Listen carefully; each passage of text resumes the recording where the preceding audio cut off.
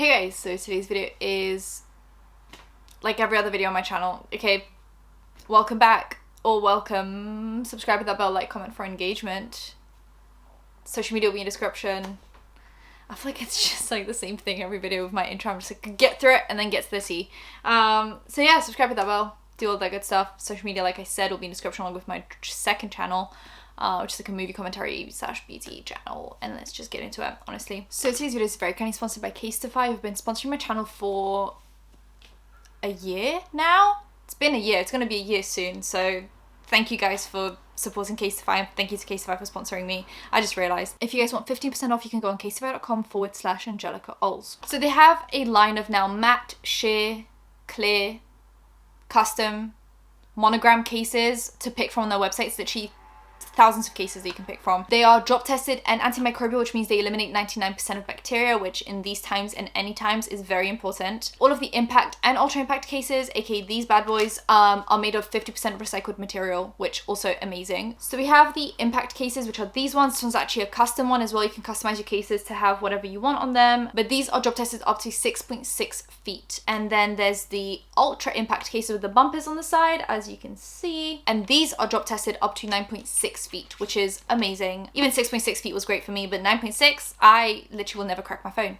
It's amazing. And these have the extra protection because of the Chi-Tech protection in the bumpers, so that's really important. So like I said, you guys can go on casetify.com / Angelika Oles to get 15% off your new favorite cases, which I think is an amazing deal, and these are amazing cases. Literally, I've never had cases that protect my phone quite as much as these and are as fun as these. I have custom ones, like these really fun slime looking ones, a few just nice patterns. So yeah, if you guys want these, get them and support the channel. Now let's get back into the tea. So we have Trisha Paytas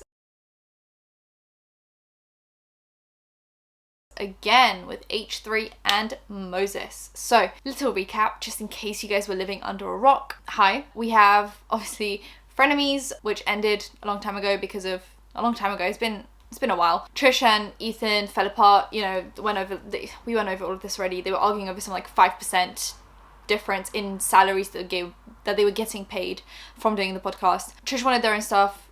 Ethan wanted his crew. They fall apart. Families get started. Families between Donna, which is Ethan's mum, and Ethan, and then obviously Ethan's dad comes along as well. They kind of shade Trish a few times.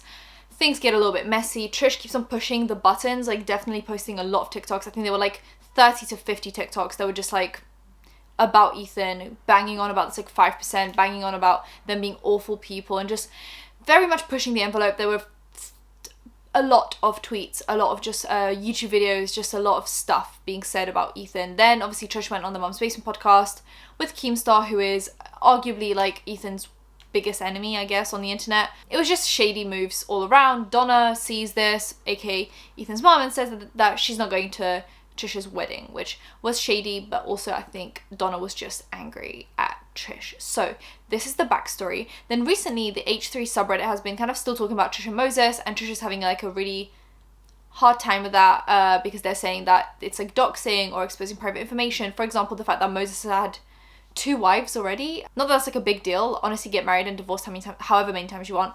But they clearly didn't want this information out there. So Moses has had 2 wives already, and Trish is going to be his 3rd partner now. Then we also have a few exes coming back. So I recently spoke about the fact that one of Moses's exes has been speaking out against him, just saying how they believe that Moses is with Trish for money, for fame, for publicity, rather than actual love. And that's all essentially started from the Bachelorette thing that H3 did. So on one of their podcasts, they did like a Bachelorette segment where they were looking for a partner for Trish, and it ended up being Moses. And obviously it kind of does seem like this all started from like a big game or a big publicity thing for Moses. But apparently they actually did fall in love, and now his ex is actually coming out and saying that this is probably all for money, and that, yeah, he cheated on that ex with Trish. We then have another girl who claimed to be Moses's ex, and actually mentioned this ever so slightly in my last video about this whole situation. Basically accused Moses of SA, you know, but I can't say it because YouTube just hates it. So of SA, so then I said I was going to not talk about that until there were more information, and there is more information now, so I'm going to get into that in a minute. And then Trish did a Starbucks video where they're going through a drive-thru, and someone says that they saw them and Moses out and about wearing a black wig, and Trish acted very surprised, but then kind of like recouped and pretended like they knew what the other person was talking about, when in reality there was a picture that was leaked to the H3 subreddit with Moses and a person who is not Trish who had black hair. So clearly Moses was out and about with someone who isn't Trish. Not that that's like proof of cheating, but with everything coming out about Moses right now, wasn't a good look.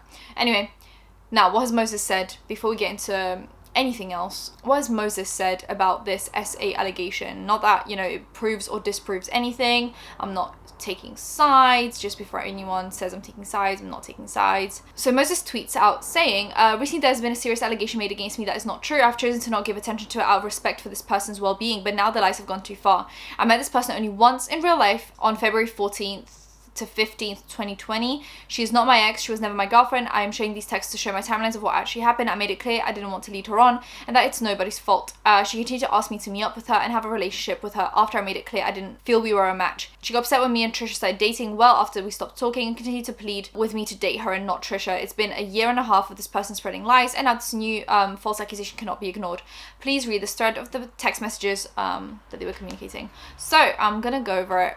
There's a lot, but I'm just gonna kind of like skim over it just to get the idea. They talk about, you know, how Daphne, this person, is exposing something about Moses' private life, and he's like, I saw the tweets. She says, okay, but I didn't say anything private, and I'm not going around calling your family dumb or starting drama. He says, so why are people still talking about you and me? And she's like, I don't know, they hate Trisha and want her to spiral. Well, you are the only one to start it. You're sweet and genuine, and the hate you got right off the bat over it was undeserved. I just wanted to be friends and help her. Trisha can't be friends with with people. I'm telling you, I've watched her for literally 10 plus years. I don't know her personally, but I know her patterns. She genuinely needs help, serious help. You know what? I see the real person inside. I tried and was close, but other people made it impossible. Sucks. So they're talking about Trish and some kind of you know, like when Moses and Trish maybe were not working out. Then it was my fault too. We tried, but I was actually feeling something. We both tried. Nothing's wrong with that. I wrote you a card and talked about wanting to see you again. Meanwhile, you chose someone over me who wants to destroy every relationship you have and has a history of abuse. Don't mix the two. This is just twisted. Wow, that's literally what it is. I don't know why you're not seeing it. You're better than this. He says, okay, and move on. This is not healthy or fair to you or me. Are you with her? No one's business what I do. I am a private person. They make online drama and you fall for it. I know you're a private person and you hate drama. That's why I'm so confused what you're doing. You're going to get hurt. You're not my mother and I don't need one. I'm 42. I know, I'm sorry. Yes, sorry. This is me caring as a friend. No, it's not. This is hate. Then she says, I don't want to see messages every day about you bending her over a couch. Okay, I didn't. This is just you and them stalking me. Me, I don't care. I'm the one getting messages every day. If you don't care, then what is the problem? You created that. You put yourself in the mix, not me. Block them. I never talked about us. You never gave me the benefit of the doubt, and that sucks. To do what? You lied to me. You unfollowed me on everything. You didn't do the same to her. I don't. I swear I'd never actually leak info about you. All I did was post that photo in the tweet and deleted that. How can you not trust me and trust her when she's done all this horrible stuff? I don't get it. Then she says, okay, I'm sorry. I have a mother that they worry for me too much, and it took years to get over that. I'm going to post more videos and help like that. I care in the way my culture taught me. I see now that it's not how you want, but I'm learning from that. He says, thanks. She says, can I ask a request though? It's silly, but it'll help me, I think. Could you follow me back on Instagram? That hurt because it seemed like you were embarrassed by me somehow. And he says, I don't want to lead you on. I don't want to give you false hope. Okay then, but friends, I feel like there's a lot I can still learn from you. You know me, I live a lonely life and teach people from afar. I can't do work when things like this happen. I'm not a normal person or friend and you will be disappointed with me again. I won't be disappointed if I understand you. If you live an isolated life, I respect that, but your own life isn't healthy for the mind. Then she says, same, maybe that wasn't good. I'm sorry I hurt your feelings, not my intention ever. I'm sorry I hurt yours as well. It was never my intention. I care about you a lot, even now. Then he says, too much. That's why I worry and can't help it. Yeah, I can't control that. He says, I know you can't control yourself. It's not a choice. That is why I can't trust you. And then she says, if you saw all the tweets, I said I was having a panic attack last night. I don't want to keep thinking about what I must have done wrong. He says, you've done nothing wrong. Not everyone's a match. I never said you did something wrong when we met. Dating is about finding your match, not forcing it. It takes two, not one. You did nothing wrong. You could have changed the outcome. And she says, exactly though, not forcing it. You won't know after the short time we spent together. We had a good connection before meeting. I do know. She says, feel free to stop by. Make sure to look for me. He did the eyes. She did the eyes. I don't know what that face means. It means I would like to have sex with you. Don't tell me Moses did a reaction to that. You know when you, on iPhones, you can like long press on a message and do a little reaction. She says, it means I'd like to have sex with you. He just did like an exclamation mark reaction to that. I would throw my phone out of a window if someone responded to a message like that from me, but... And she goes, consensually. man of a few words. It is the way it happened. So obviously with now the essay allegations, these messages don't look great for her. It was just the way it happened, but yeah, that's how the show is. Did you get my card? No. Did you send me a check for my services? Oh my god, if I could pay you that, I would, absolutely would. The best sex of my life, haven't been able to stop thinking about it. And then she sends this really long message, but anyway, that is kind of irrelevant to the conversation because there are now messages of her saying, please come over, I'd like to have sex. And then after sex, there's her messages saying, wow, like that was amazing. So since filming this video, more information has come out and now I'm like even more confused than before. So I guess, you know, we're at stage 1 again. So with these allegations, I feel like there were allegations that came out, you know, with the ex making accusations, her name's Daphne, just making accusations against Moses.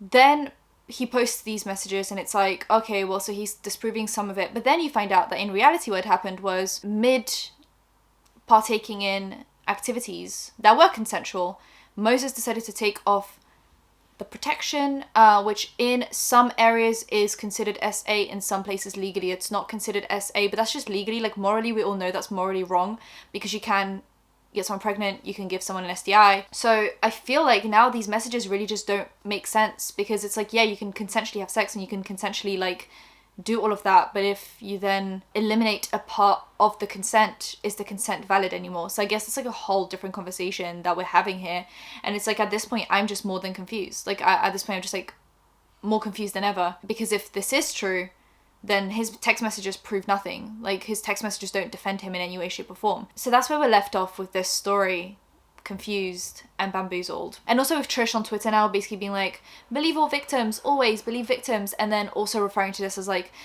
life ruining rumors or like, you know, fake news and fake allegations. It's just such a, yeah, it's just a very confusing time on Twitter right now.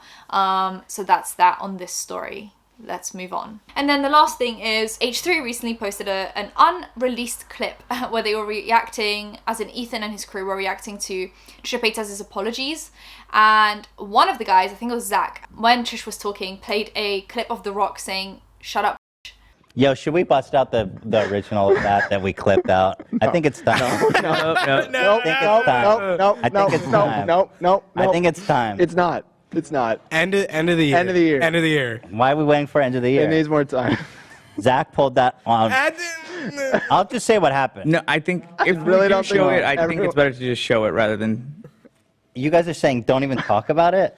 Well, It's either- without I feel detail. like It's either all or nothing. I feel like we're at this point in our lives where we could show this. It's so funny, and it piggybacks off this anecdote. Oh, All or God. nothing. Yeah, I wouldn't it's really talk about it. funny. I would. It's not. We just, guys, it was a joke. It was funny. We decided that it went a little too far, and we cut it. But and people are going to understand that it was all in good humor. We're only just telling this because that soundbite is so notorious. Everyone was basically on the floor. It was the funniest moment. And I can't believe we're doing this. No, it's just a joke, and we took it down.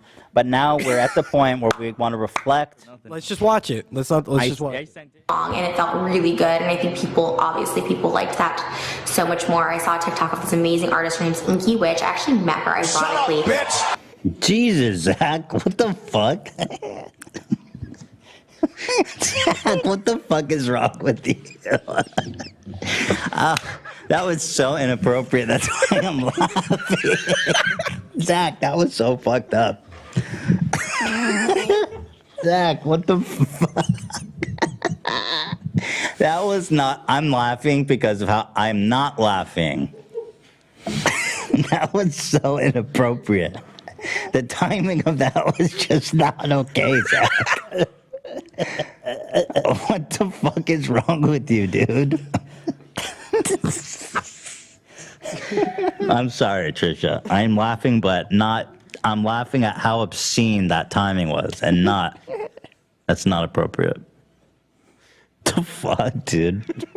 Why there? Of all places, would you do that?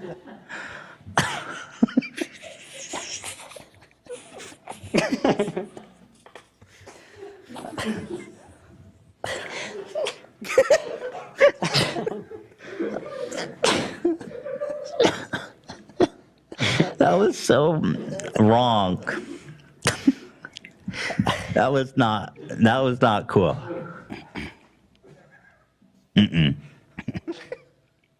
Well, I was just gonna ask, do you accept her apology, Zach?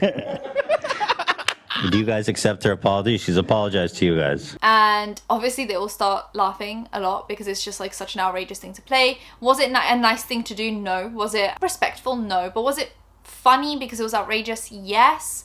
And they didn't release it, and they released it now because it's been a while. And Trish then went on Twitter and started tweeting about this. Said, Ethan hasn't changed. He's just better at hiding his deep-rooted hatred for women. He says he's done talking about me, but had to upload a clip of him and the crew of 6 guys telling me to shut up, bitch, for no reason yesterday. I just want Ethan to stop talking about me. Every time he does, an army of hate comes towards me and Moses. Things we've been at fault for, we discussed. Now that's just lies, doxing, and really vicious things going on. I'm done talking about all the drama. I wish he would do the same. I've surrendered. I can't take this hate. It really weighs on us. Like, I turn off comments, but now it's like leaking to people that are private in real life. It's scary. Just stop. Showing that old clip of me where Zach plays a clip, shut up, bitch, just incited a whole new hate mob at me today. Like, please, I'm begging for people to leave us alone. We left the H3 world. Please leave us alone. So yeah, that happened. Clearly the drama's not over. I just think they should stop talking about each other. Like, just in reality, just stop talking about each other. Like, just move on. Both ways. I think at this point, like, as much as I don't think this clip was like a big deal or like a huge deal, I think either way Ethan knew what Trisha's reaction was going to be, and I think at this point, if they want peace on both sides, they should both just detach. Anyway, that is it for today's video. If you guys enjoyed it, give it a thumbs up, comment down below, anything you want to comment down below, and subscribe because I post videos every time something happens, so hit that bell. You'll be notified when that's happening. Social media links and the links in the description. I'll see you in my next one. Bye guys.